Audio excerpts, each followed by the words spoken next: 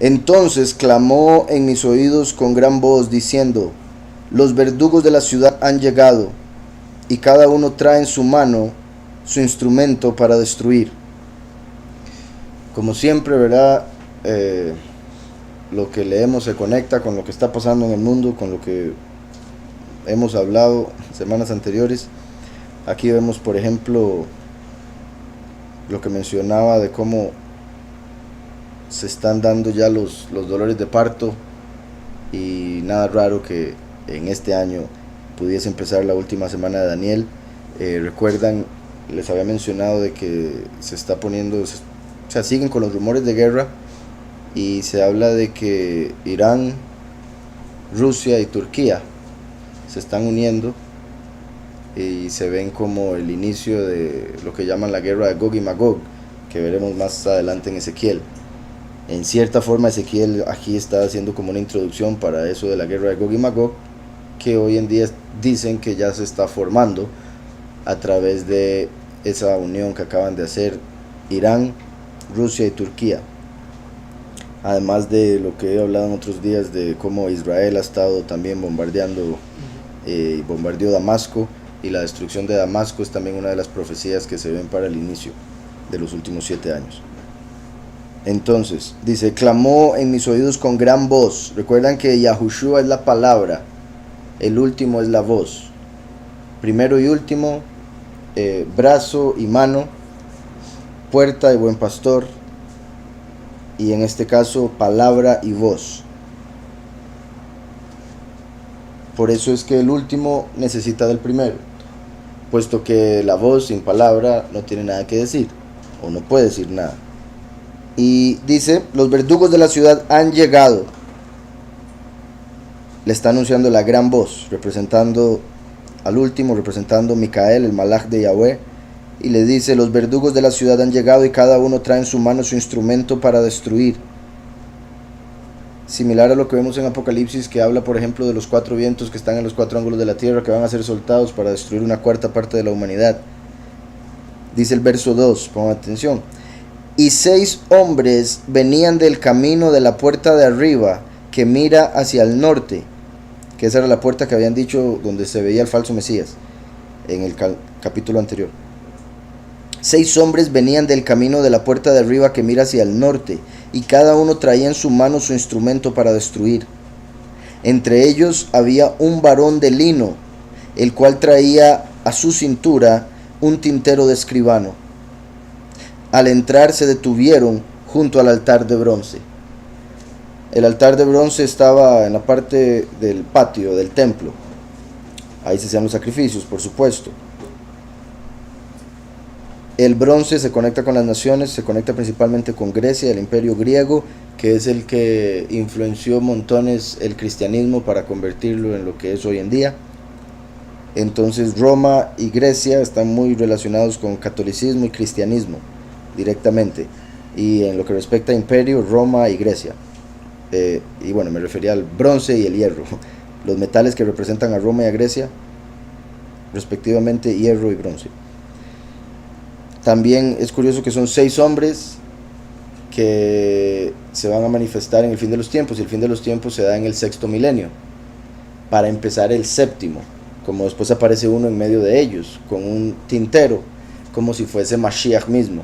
Entonces la voz de Yahweh, Micael, le habla a Ezequiel, que representa al último, y Ezequiel ve a 6 hombres y un hombre en el medio, que escribe como la palabra, Yahushua, que es la palabra, y como la menorá o el candelabro, que tiene 7 luces, 3 de cada lado, y el del medio, la luz del medio es la que se usa para encender a los demás, como Yahushua es la luz con la que Yahweh nos enciende a nosotros, nos da luz, vida eterna. Entonces, y 6 hombres venían del camino de la puerta de arriba, que mira hacia el norte, y cada uno traía en su mano su instrumento para destruir.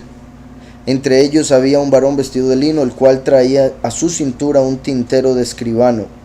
Al entrar se detuvieron junto al altar de bronce, como haciendo alusión a la muerte que se va a dar en el mundo, siendo como un sacrificio similar al que se daba en ese altar.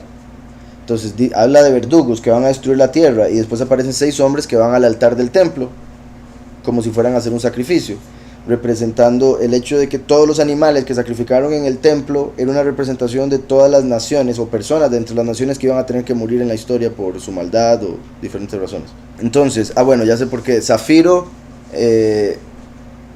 curiosamente se escribe muy similar al libro en hebreo, que es Sefer. Y el zafiro es la piedra que representa el cielo, el trono de Yahweh. Entonces, en ese dice un cinto de zafiro, que haría alusión al cinto de justicia, el cinto de verdad que amarra a Mashiach, y esa verdad celestial, puesto que es de zafiro, también la autoridad del rey que se sienta sobre el trono, que es como el zafiro. Entonces esa sería la razón por la que en la aramea decidieron poner eso. Dice entonces, al entrar se detuvieron junto al altar de bronce. La estima del poderoso de Israel se elevó de encima del querubim sobre el cual había estado. En realidad en hebreo es querub. Querub es singular, querubim es plural. ¿Recuerdan el im como en Elohim? Es el plural en hebreo. Entonces querubim en realidad se refiere a dos ya. Voy a ver aquí en el hebreo un segundo. Y la estima del poderoso de Israel se levantó de por encima del querub, sobre el cual había estado. Eso es curioso que diga querub en singular, porque en el arca habían dos, por eso querubim, ¿verdad? Había uno así y el otro así, como haciendo un trono, haciendo la espalda y el brasero para Yahweh. Entonces, curiosamente, los dos querubim se pueden ver de varias maneras. Se puede ver como Mashiach uniéndose con el pueblo. También se puede ver como el primero y el último. También se puede ver como Samael y Heilel, dos ángeles que Yahweh utilizó para poner su presencia sobre ellos y hacer cosas a través de ellos, como un rey que se sienta en el trono y se ve su autoridad. Entonces se eleva de sobre el querub, como dando a entender que la presencia de Yahweh está dejando al ángel sobre el cual había estado, como por ejemplo cuando Yahushua vino y venció a Lucifer, que era el poderoso de este mundo, el ángel caído poderoso de este mundo. Y una vez que Yahushua venció a Satanás, la presencia de Yahweh abandonó a Lucifer. Por eso la presencia de Yahweh salió del templo.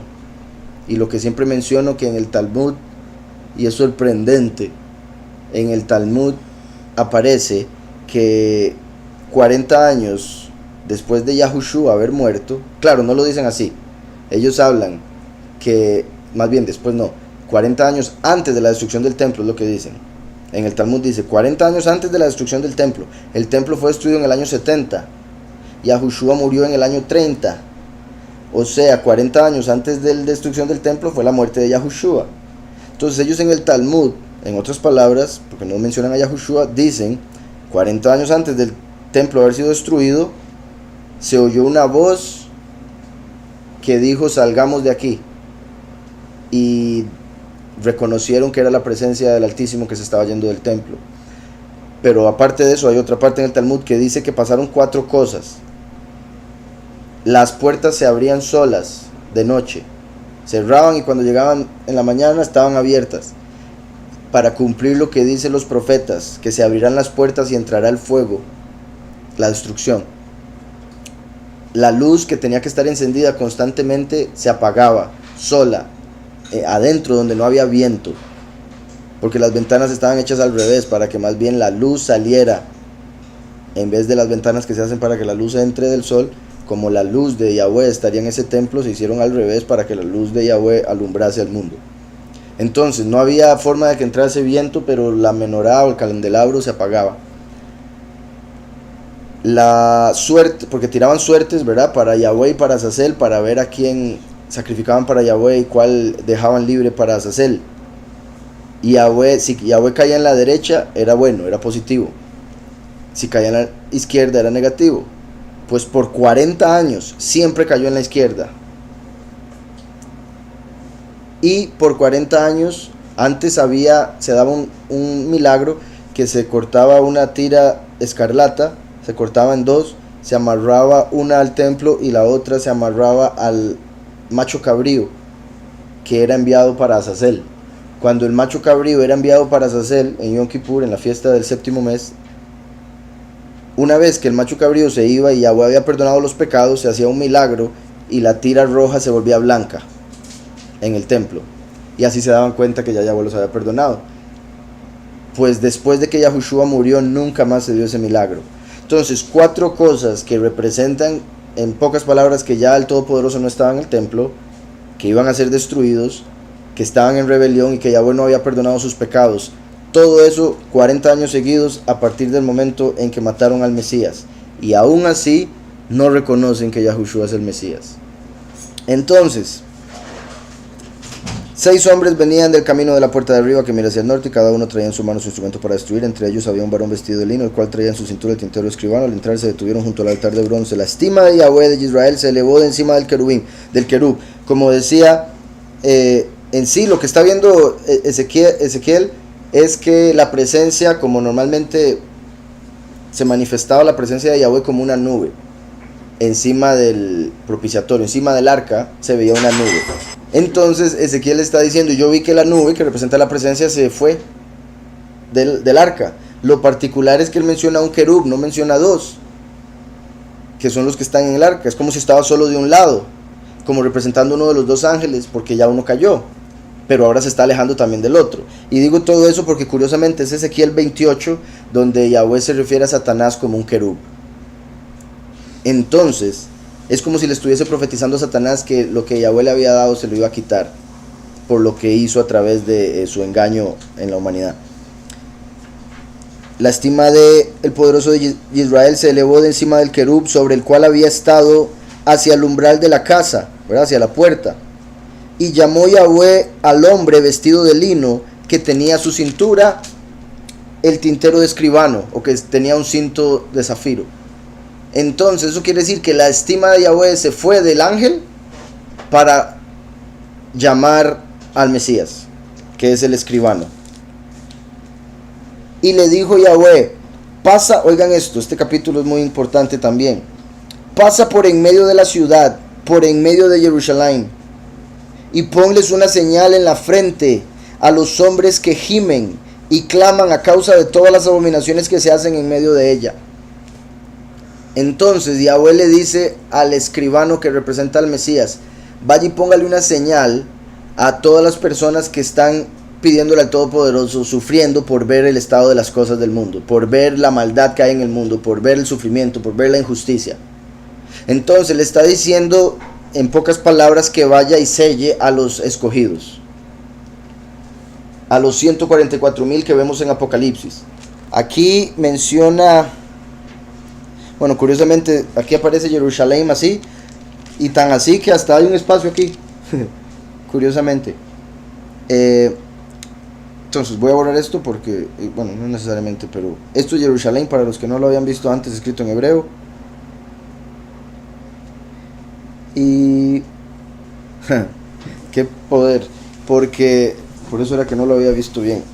Curiosamente, señal en hebreo es ot, es como se pronuncia, ot, que también es una letra.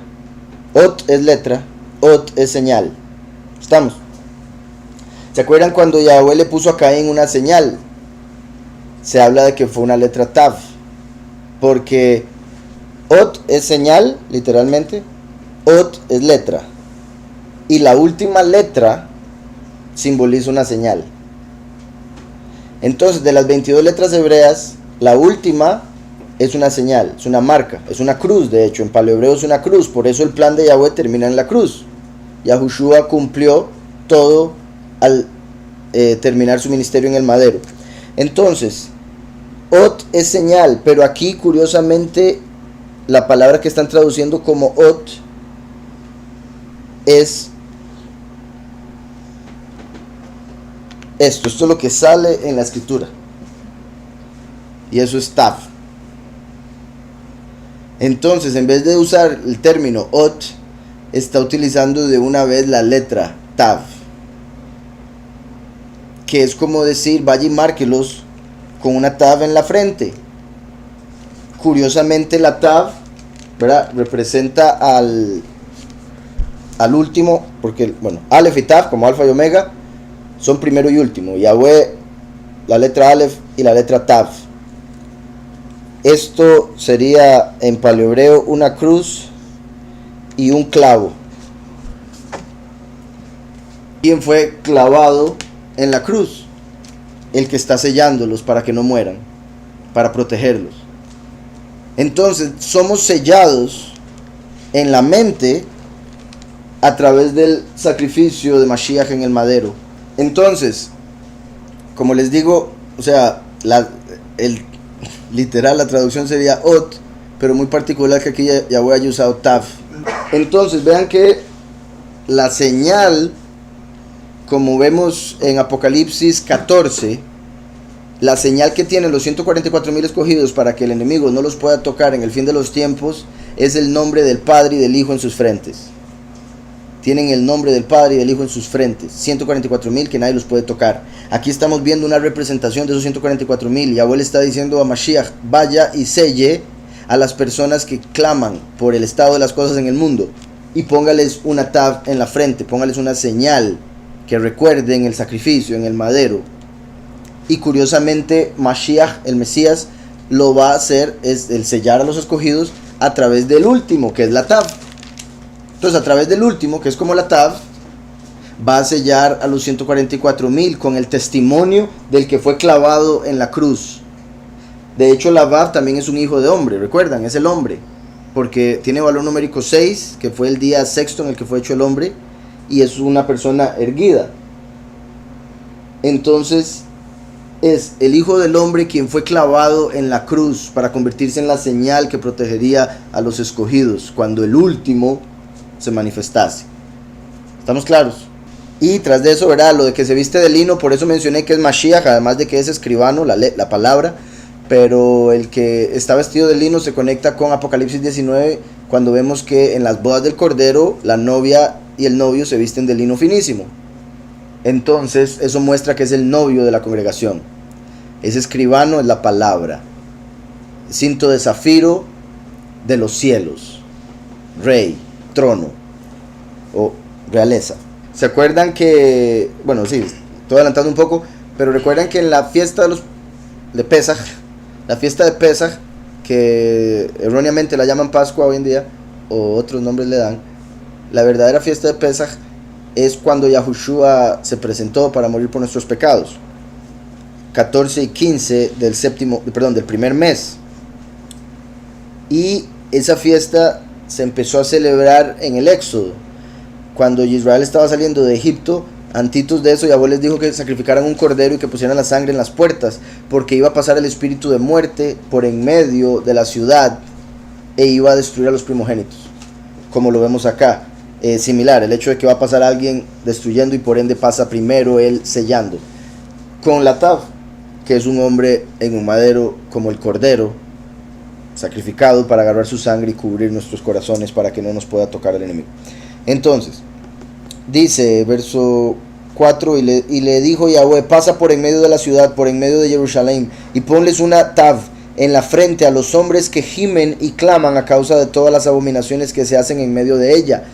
Las abominaciones que se hacen en medio de ella se mencionó en el capítulo anterior, ¿se acuerdan? Que era idolatría, adorar reptiles, adorar animales, adorar la imagen que causa celos, el nombre falso, adorar a Tamuz, hoy en día como Jesús, etc. Dice el verso 5, a los otros dijo, ¿verdad? Los otros que estaban a cada lado de él, como la menorá, a los otros dijo, oyéndolo yo: pasad por la ciudad en pos de él, y matad, no miren con piedad vuestros ojos, no tengáis compasión. Sería como los 7 malajim de Yahweh, pero el del medio, que va a dar testimonio, que va a ir a encender la llama, el del medio va a sellar los escogidos, los otros destruyen a los muchos. Curiosamente, entre las 7 iglesias de Apocalipsis, solo una se salva, la de los 144,000, la de Micael. Los demás mueren, pero son justificados como los muchos. ¿Sí está claro eso? Entonces vean como aquí de los 7, uno va a salvar, o los otros 6 van a destruir. En Apocalipsis vemos que de las 7 congregaciones, 6 van a ser destruidas, una va a ser salvada. Pasad dice, por la ciudad en pos de él, y matad, no miren con piedad vuestros ojos, no tengáis compasión. Como dije, en Apocalipsis 2 y 3 aparecen 7 congregaciones. Y bueno, ya todo lo que mencioné de Filadelfia y las demás. Ahora, una vez que llega Apocalipsis 6, el Cordero abre el primer sello, que sería el escribano, lo que representa aquí el escribano. Porque el primer sello es cuando sale el vencedor, el que sale venciendo y para vencer, para ir a sellar a los 144,000 durante 3 años y medio. Y después empiezan a soltar los otros sellos. En sí, bueno, de los 7 sellos, 2 son positivos, porque el otro es de los mártires que reciben cuerpo, recuerda. Pero bueno, en sí, mártires tienen que morir también, entonces se puede conectar con muerte. Sí, lo que veo particular es que primero lo mandan a él y después los otros 6, igual que en Apocalipsis 6, primero el testigo con Moshe y después los otros sellos de plagas. Dice el verso 6, matad a viejos, a jóvenes y a vírgenes, a niños y a mujeres, hasta que no quede ninguno. Pero a todo aquel sobre el cual esté la tav, no os acercaréis, y comenzaréis por mi lugar apartado. Recuerden lo que dijo Yahushua, cuando vean a la abominación desoladora en el lugar donde no debe estar. ¿Cuál es el lugar donde no debe estar? El templo, lugar apartado. Pero Yahushua dijo, destruyan el templo y yo lo levanto en 3 días. Se refería a su cuerpo, porque el cuerpo es el templo de Yahweh. Entonces el anticristo va a ser Satanás en un cuerpo humano. Eso va a ser en el lugar donde no debe estar. La abominación desoladora en el lugar donde no debe estar. Vean, dice aquí, comenzaron pues desde los hombres ancianos que estaban, me adelanté. Pero a todo aquel sobre el cual está la tav, no os acercaréis, y comenzaréis por mi lugar apartado, por mi templo. Como la escritura también dice que el juicio empieza en la casa. ¿Se acuerdan cuando Moshe iba a ir a traer juicio a Egipto? Y le apareció una serpiente y se lo tragó hasta la mitad porque no había circuncidado a su papá, a su hijo, perdón. Entonces, como Moshe no había circuncidado a su hijo, Yahweh permitió que un ángel lo fuera a destruir, porque él estaba a punto de ir a reclamar a los egipcios por no poner el país en orden, y él mismo no había puesto su hogar en orden por hacerle caso a su suegro, que le había dicho que no lo circuncidara. Entonces sale una serpiente, se lo está tragando. Séfora, la esposa, se da cuenta de lo que está pasando, agarra una piedra y circuncida a su hijo, y la serpiente escupió a Moshe. Mi punto es que el juicio empieza en casa. Como dijo Yahushua, saque primero la viga y después vaya y ayude a su hermano a sacarle la astilla. Por eso dice que empieza en el templo. Además de que en el templo hay un montón de sacerdotes impíos, fariseos, con la levadura de los fariseos, y por ende también merecen ese juicio que va a llegar. Pero también el hecho de que dice, comenzaréis por mi lugar apartado, es como diciendo, cuando veas a la abominación solar en el lugar donde no debe estar, huyan a los montes, porque ahí va a comenzar. Desde el templo se van a empezar a extender a los 4 ángulos de la tierra para ir a perseguir a todo el mundo y obligarlos a que se pongan la marca de la bestia. Entonces vea cómo dice que empezará desde su lugar apartado, como Yahushua nos dice en Mateo 24. Y si comenzará de ahí es porque se va a extender a los 4 ángulos de la tierra. Aquí, por si algo, están hablando de Jerusalén, pero Jerusalén para representar el mundo entero. Algo más iba a decir. No os acercaréis a los que tienen la tav, que eso es importantísimo. Eso muestra como los escogidos no los va a poder tocar el maligno ni sus ángeles, y vamos a ver caer 1000 a un lado y 10,000 al otro, pero a nosotros no llegarán, como dice la escritura. También como Israel en Egipto, cuando estaban en la tierra de Goshen, caían las plagas y a ellos no los afectaba. Comenzaréis por mi lugar apartado. Comenzaron pues desde los hombres ancianos que estaban delante del templo. Les dijo, contaminad la casa, llenad los atrios de muertos y salid. ¿Verdad? La muerte contamina el lugar, por ende con matar a las personas se iba a contaminar el templo. Y como el templo representa el cuerpo humano, curiosamente esto representa el falso Mesías, que es un templo. Voy a hacer esto, está todo mal. Es un templo que tiene adentro a la muerte misma. Entonces todo lo contrario a Yahushua, que es la vida eterna. por ende es un templo impuro, lo que es el falso Mesías. Contaminad la casa, llenad los atrios de muertos y salid, y salieron a matar en la ciudad. Aconteció que cuando ellos iban matando, y quedé yo solo, me postré sobre mi rostro, y clamé diciendo: soberano Yahweh, ¿destruirás a todo el resto de Israel derramando tu furor sobre Jerusalén? Me dijo: la maldad de la casa de Israel y de Judá es sobremanera grande, pues la tierra está llena de sangre y la ciudad está llena de perversidad, porque han dicho: ha abandonado Yahweh la tierra y Yahweh no ve. Vean dos cosas. ¿Se acuerdan? En el capítulo anterior habíamos visto que decía: Yahweh ha abandonado la tierra. Ellos piensan que Yahweh hizo la creación y se desentendió, entonces que ellos pueden hacer lo que les dé la gana con la creación, con la tierra. También es particular, recuerdan como Yahweh normalmente dice todo de dos maneras para representar al primero y al último. Igualmente aquí ellos dicen, dice: ha abandonado Yahweh la tierra, como el primero. Yahushua vino al mundo y se fue. 2000 años ha estado en el cielo a la derecha del Padre. Y Yahweh no ve, como el último, que dice la escritura en Isaías 42: ¿quién es ciego y sordo sino mi siervo que envié? Entonces el último viene ciego y sordo, representando que, voy a leerlo, Isaías 42, como les dije, 19, dice: ¿quién es ciego sino mi siervo? ¿Quién es tan sordo como mi mensajero que envié? Yahushua vino de una virgen sin pecado, por ende todo lo veía, todo lo entendía, todo lo sabía. El último viene como hijo pródigo, a través de un hombre normal, por ende con pecado, porque es llamado hijo de hombre, hijo de Adán, y por ende viene ciego y sordo espiritualmente hablando, para que en el juicio nadie pueda decirle a Yahweh: es que Yahushua todo se lo sabía, es que Yahushua sí veía lo espiritual. Entonces, para que nadie pueda decir: es que Yahushua nunca pecó, entonces no sabe lo que es ser esclavizado al pecado. Para que nadie tenga excusa, él mismo dijo que se manifestaría como un hombre común y corriente que también necesitaría salvación. Por eso Yahushua tenía que venir primero. Por eso Isaías 65 dice que no vio nadie que lo salvara y por ende lo salvó su propio brazo. Se salvó a sí mismo. ¿Cómo? Viniendo 2000 años antes a dejar la salvación. Entonces, aquí dice: ha abandonado Yahweh la tierra, como Yahushua el primero hace 2000 años. Y Yahweh no ve, como el último, que estará en la tierra, pero viene como ciego, espiritualmente hablando, ¿verdad? Así pues, haré yo. Mis ojos no mirarán con piedad, no tendré compasión. Por eso es que es el último, y vea que dice ahorita ojos, porque son los dos testigos. Y Yahweh viene a ver la tierra a través de los dos testigos de Apocalipsis 11. Así pues haré yo.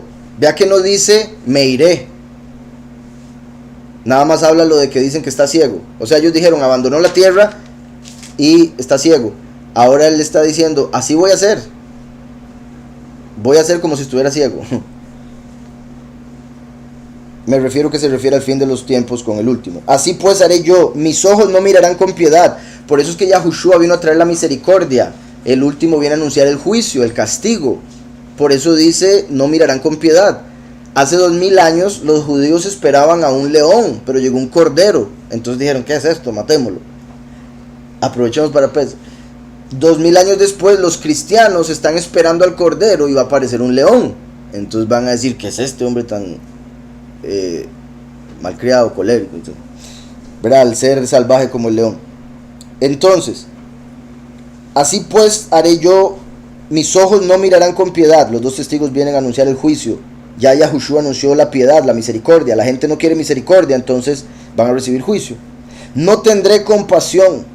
Haré recaer la conducta de ellos sobre sus propias cabezas. Haré recaer la conducta de ellos sobre sus propias cabezas. Van a empezar a caer las consecuencias de todo lo que este mundo ha estado haciendo por décadas.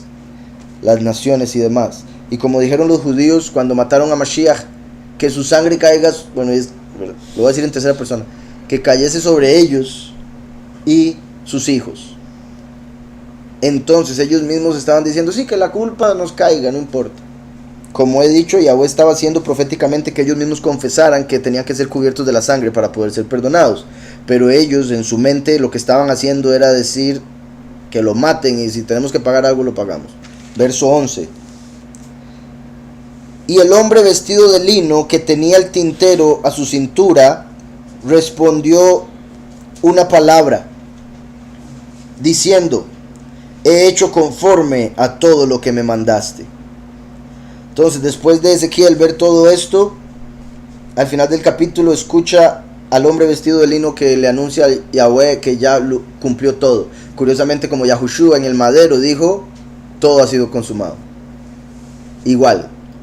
Entonces, he hecho conforme a todo lo que me mandaste.